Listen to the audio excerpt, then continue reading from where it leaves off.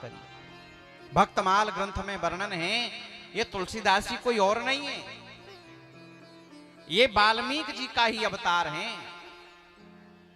कलि कुटिल जीवन रहित वाल्मीकि तुलसी भयो।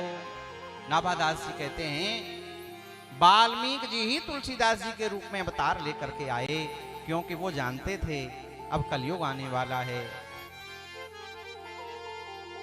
लोग देव भाषा संस्कृत से बहुत दूर हो जाएंगे, तो ये रामचरित्र सबको सुलभ नहीं हो पाएगा।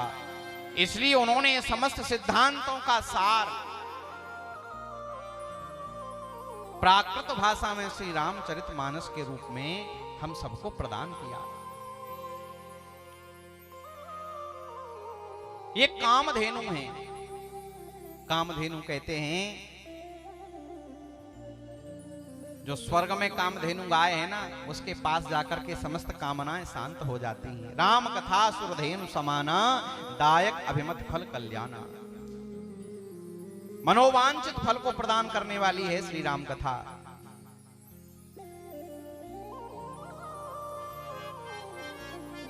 वैसे 100 करोड़ रामायणों का वर्णन मिलता है। चरितम रघुनाथस्य शतकोटि प्रवस्तरम।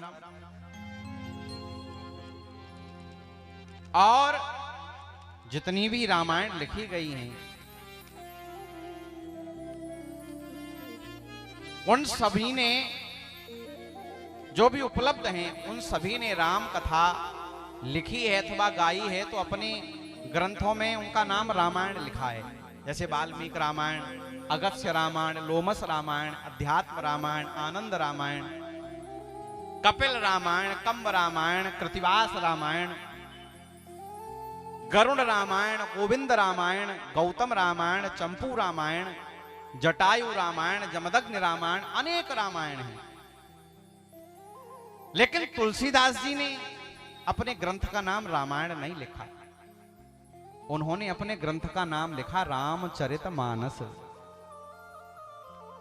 रामायण का अर्थ होता है राम का अयन, जहां राम जी निवास करे, राम का मंदिर। लेकिन तुलसीदास जी कहते हैं मेरा ग्रंथ मंदिर नहीं है, मेरा ग्रंथ है सरोवर रामचरितमानस। ये सरोवर है। अच्छा, मंदिर और सरोवर में क्या अंतर होता है? मंदिर में मन मुताबिक अवस्था से नहीं जा सकते हो, मंदिर के नियम है। स्नान करके शुद्ध पवित्र होकर के मंदिर में जाते हैं। मंदिर में पवित्र होकर के जाया जाता है, लेकिन सरोवर में पवित्र होने के लिए जाया जाता है।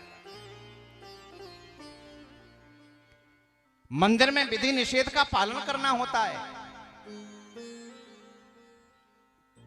मंदिर में पात्र कुपात्र का भेद है, लेकिन सरोवर में पात्र कुपात्र का भेद नहीं है, कोई भी जा सकता है।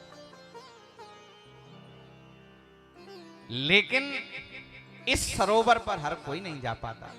तुलसीदास जी कहते हैं ये है तो सरोवर बनाया तो सबके लिए है, लेकिन यही सर आवत अति कठिनाई, राम कृपा बिन आय न जाई।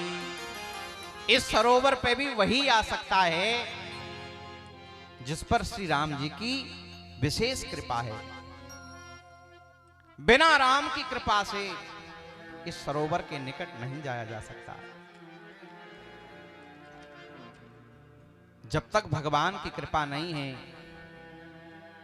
लेकिन इस सरोवर की एक खास बात यह है कि जो एक बार इस सरोवर पर आ गया, एक बार उसने सरोवर का आश्रय ले लिया, एक बार जिसने रामचरित्र को आत्मसात कर लिया, उसकी 21 पीढ़ियों का उद्धार हो जाता है। वाल्मीकि जी अपनी राम कथा के महात्म्य में लिखते हैं, त्रिशप्तः कुल संयुक्त सर्व पाप विवर्जित, प्रयाति राम भवनम यत्र गत्वान सोचते।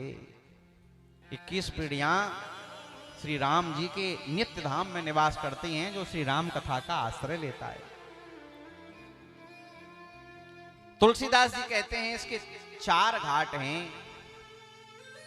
पहला ज्ञान घाट है, जिस पर शिवजी वक्ता हैं, मां पार्वती श्रोता हैं। दूसरा कर्म का घाट है जिस पर याज्ञवल्क्य जी वक्ता हैं और भरद्वाज मुनि श्रोता हैं। तीसरा उपासना का घाट है जिस पे श्री काकभूषुंडी जी वक्ता हैं और श्री गरुण जी महाराज श्रोता हैं। और तुलसीदास जी कहते हैं चौथे घाट पर शरणागति घाट जो है उस पर तुलसीदास जी वक्ता हैं और अपने मन को उन्होंने श्रोता बनाया है।